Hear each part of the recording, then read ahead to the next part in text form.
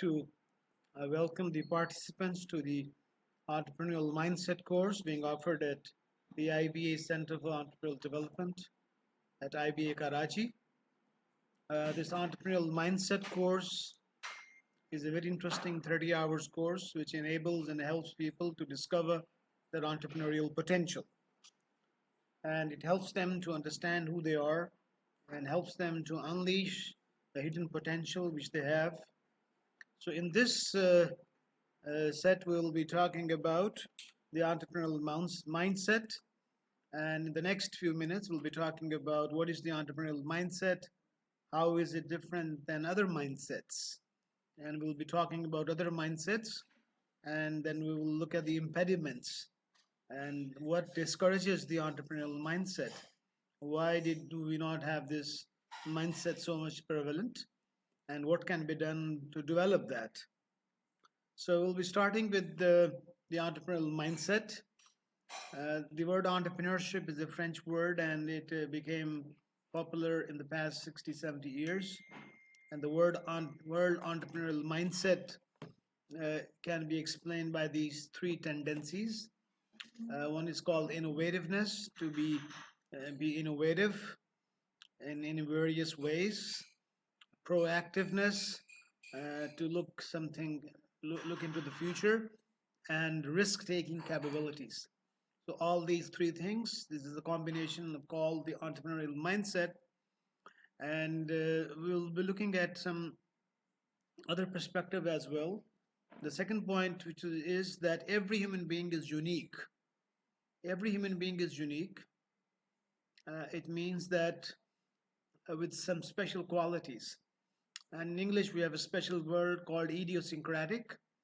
So the entrepreneurial mindset posits, and the entrepreneurial mindset believes that every human being is unique and something very special. And every human being is so different than the others that they are not comparable. So human beings are not comparable because they're so different. So it's different. They're not measurable. They're not comparable. So these are two important points in the mindset thing. Every human being has an infinite potential. Human beings have an infinite potential. The entrepreneurial mindset perspective means that the human beings are so unique, they're so different, they're not comparable. They have such a huge and infinite potential, and they are the most important living thing in this universe. And the Creator, Allah subhanahu wa ta'ala, has made human beings in such a way that they are the center of this universe. And the entrepreneurial mindset believes that these qualities of innovativeness, proactiveness, and risk-taking can be further developed and can help people grow further. So we'll try to elaborate this entrepreneurial mindset in the next slides and try to understand how is it different than the traditional mindset. If you look at the traditional mindset, in the traditional mindset, the focus is on standardization. The focus is on standardization. And the belief is that human beings are similar, they are comparable, and they can be measured. So the human beings are trying to measure human beings. For the past 70, 80 years, from 1900s onwards, human beings are being measured. So we have various tests, right from primary and higher school to university, GMAT, GRE, SATs. All these tests are measuring human beings. What are they measuring? And they're measuring human beings in terms of speed. How quickly can you solve a mathematical problem in an admission test? They're measuring vocabulary. They're measuring the memory.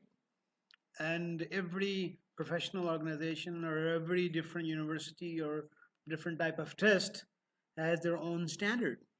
So some of them have described the circle standard or square standard or rectangle standard.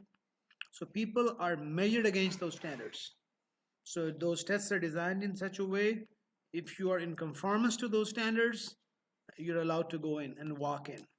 So those standardized tests help you to take a certain form. And after preparation and training, you go into a certain institution and they further reinforce this standard. After spending 3, 4 years in another master's or a PhD, they ensure that you are a rectangle. They ensure you are a square. So there you are transformed into a certain way of thinking, in a certain way of doing things. So this is the the non-entrepreneurial way. And if you look at this very interesting cartoon, and if you quickly look it for a few seconds, and the professor, there is one professor sitting here, and the professor is saying to the participants of this program that for a fair selection, everybody has to take the same exam. And the exam is please climb the tree. So every participant has to climb the tree. So if you reflect for a few seconds and try to answer which animal is going to win this exam. So just reflect on it, and when we ask this question to our students, so many people say, sir, the monkey. So the monkey will quickly jump away, and here you go onto the tree. But if you look close to the monkey, there's a bird, a crow. I think the crow will be the first one to climb. So in this exam, the crow will get an A grade, and the monkey will get sort of a B plus grade. And what about the penguin, the elephant? And the elephant will be a bit quick, maybe a C, a reach to the bottom. But this is definitely, maybe this is B minus or B. But the fish and the seal is definitely a slow one, is an F. And this, the fish, will be asked to leave the course, drop out.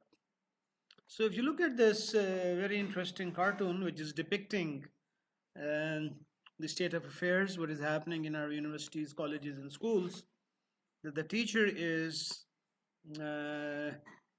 trying to measure and then trying to compare. And this is what was against the entrepreneurial mindset. So in this case, what's the problem? If you just reflect that the problem is not in the participants, the problem is right here. The person who has designed the course and the curriculum and a measuring instrument has done a great damage.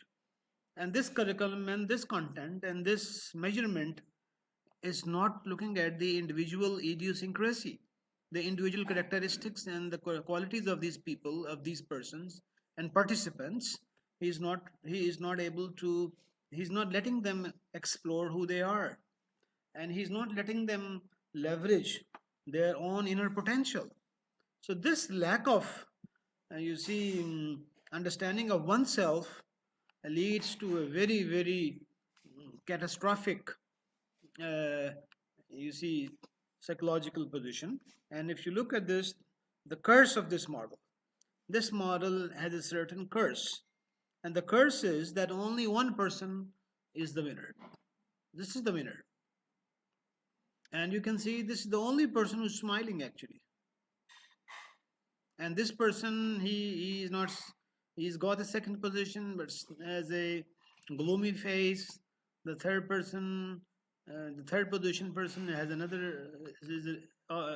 is also having a gloomy face.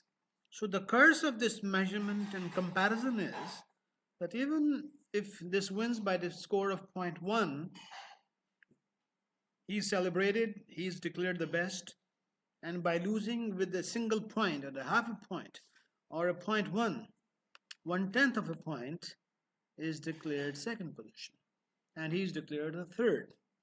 And even with these flowers and these medals, you can still see a gloomy face. So this gloomy face,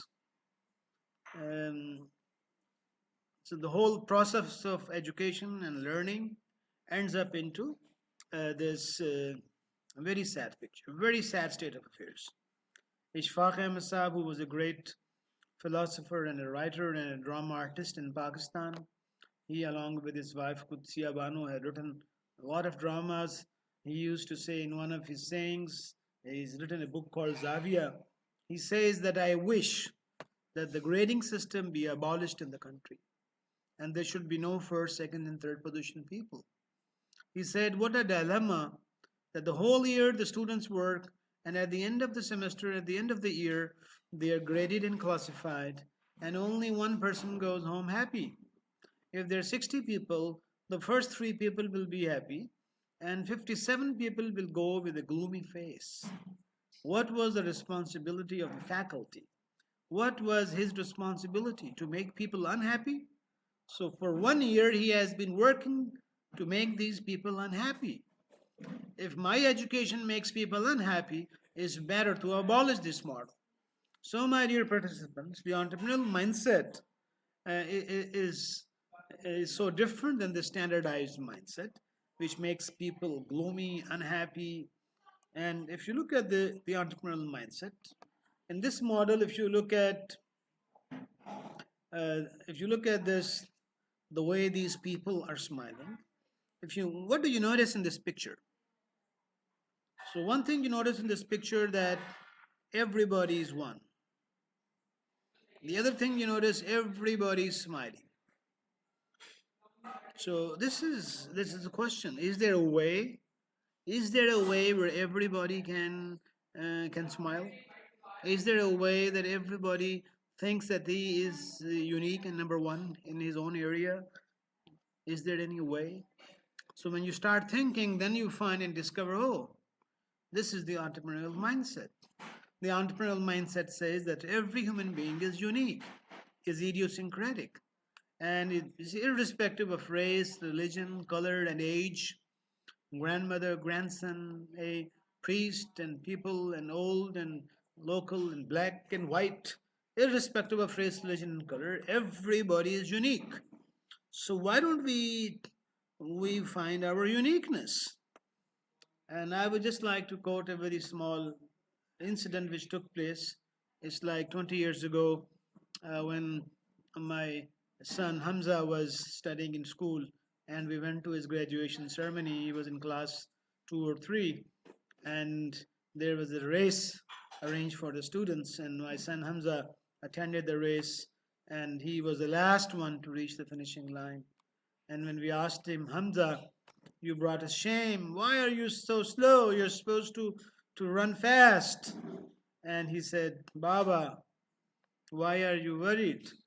They won first and I won last. So it was like 97, 98. And when I recall and reflect that small baby, a young boy, made me think and reflect that we should not compare. We should not grade in that way and do not compare. Everybody is unique. We need a grading system. We need an evaluation system which tries to elevate and help people to understand who they are, helps them discover their entrepreneurial potential. So this is a very interesting thing where a lot of people in the world are working on. Especially you can find people working in Finland and Singapore. They're trying to move over towards this model in which they don't compare.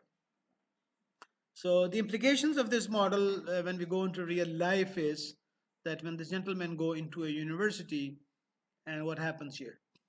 Everybody who's going wearing a different dress means everybody is unique, innovative, creative in his own way.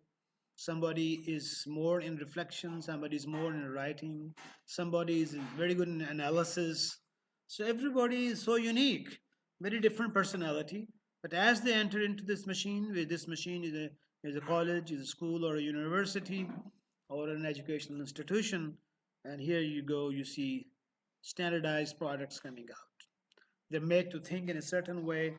They're made to think, reflect, write, brainstorm, present in a certain way. And the individual idiosyncrasy, the individual uniqueness is killed, is diminished. So you can only win if your answer matches the answer of the faculty member. If your answer is not matching the faculty, you're getting a lower score, a lower score, a lower score. And the disadvantage is that innovation is discouraged, creativity is discouraged, and you focus and emphasize more on following others and memorizing others. And the beauty of the human being, you see, it fades down. If you look further, another practical demonstration in the form of a cartoon. And if you look here, look at the context actually. This is, you can see, this is the farmhouse. This is the farmland. You can see the farm, barn house, and this is, you see the farmers. You can see two farmers here, two farmers and having a cigar, and you can see a fence, and inside the fence there are a lot of men and women. So you try to reflect what is the cartoonist trying to explain. So he is just trying to explain that it seems like these two are the owners, and these people are sort of a livestock. Give an example of a livestock, or give an example of a people who are available for sale, and they are waiting. And on the bottom, you see this cartoon is depicting, and one of them is saying, "Hey, in 6 more weeks, these will be ready for the market." So, what message is being depicted? That this is a standardized institution, this is a manufacturing facility, and we produce people which can be sold in the market. So, in contrast, what the entrepreneurial mindset is that human beings are special, they're unique, they're not for sale. And exactly as we will see this, we will be reinforcing our concepts with the teachings of Dr. Allama Iqbal, the poet of the subcontinent and is a great philosopher. And in one of his poems, he says in Urdu, "Diyar Maghrib ke rehne walo, Khuda ki basti dukanein, Khuda ki basti dukanein." These human beings are not for sale. Human beings are not a commodity.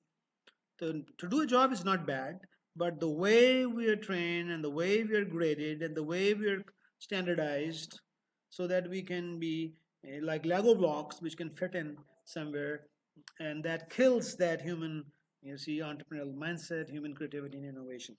So this cartoon is depicting this in a very interesting way. All right. So the entrepreneurial mindset says that nobody is superior, nobody is inferior, and nobody is either equal. People are simply unique, incomparable. You are you, and I am I. So this concept needs to be understood. Nobody is perfect. Everyone is unique. Everyone is unique.